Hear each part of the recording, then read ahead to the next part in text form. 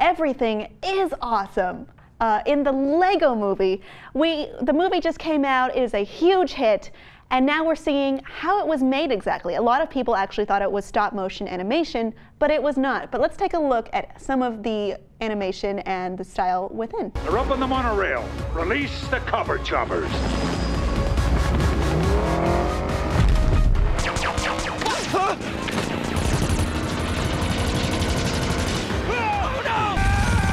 It's gorgeous. So you can see the difficulty there would be to animate something that is in the Lego world, meaning it's all made out of Legos. The fire was Legos, there's scenes with water that are Legos. It's not an easy task to take on, but they did it.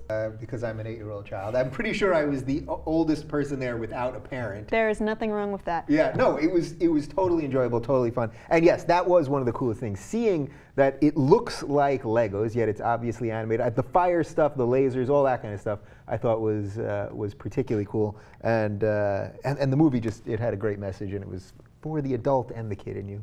Mm-hmm. So Animal Logic is the studio behind this, at least the animations. And they wanted it to look like realistic, like how you would actually move Legos, and the color palettes were real color palettes in Legos. And there were obvious limitations. For instance, they said, like, well, they wanted a character to shrug.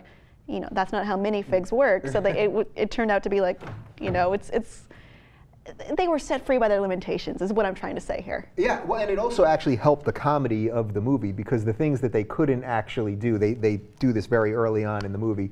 He's doing some exercises, sort of, and he has to do it within the constraints of how Legos can actually move, so it actually helped the story along to have some awkward, funny stuff like that. Mm-hmm. So this is a lengthy article, and they talk about a lot of different strategies they used when they were animating it.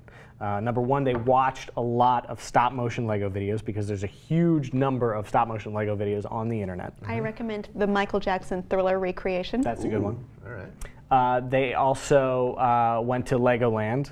They saw vast Lego skyscrapers and landscapes, and how they were made and how they were preserved. And actually, they used it like a coating film, like on things they don't want to ever come apart. Mm-hmm. And that gave an interesting, like, worn texture, sun faded, add a little opacity, peel off, so they incorporated that into the dirtier, dingier parts of the landscape. Mm-hmm.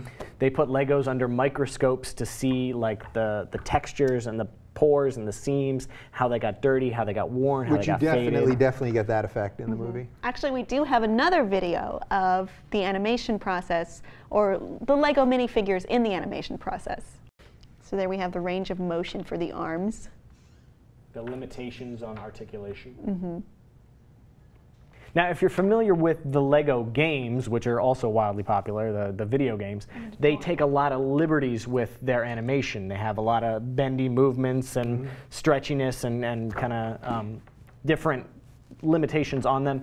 This stays a lot truer to what you can do with Legos and what you can make with Legos, and how a movie would look if it was made with actual Legos. Mm-hmm. You know, I was thinking when I was watching the movie that how many of these kids that are there, like 7-year-old kids, they're growing up playing the video games. Like, how many of them actually realize it is still a plastic toy that you can put together and build something actually in real life, like some kind of old school nut job, you know? Because it is real. You know that, Kim, right? Yes, are you one of those kids? No, I've been to the Lego store many times, and Lego Wonder Woman is my keychain. Right. So, yeah. Good.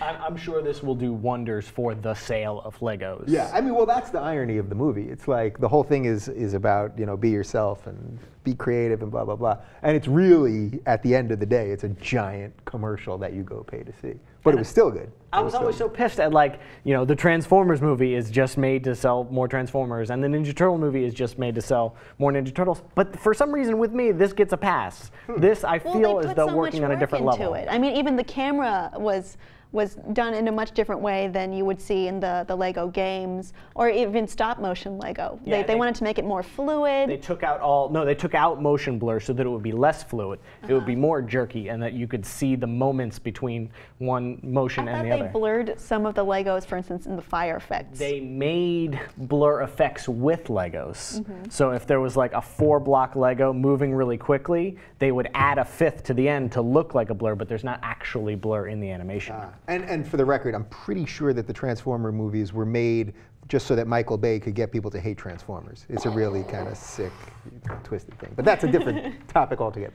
So yes, it was a commercial for Lego, but a grand commercial it was. What do you think of the Lego movie and its animation and style? Is everything awesome and cool when you're part of the team? Let us know below, and please be sure to subscribe.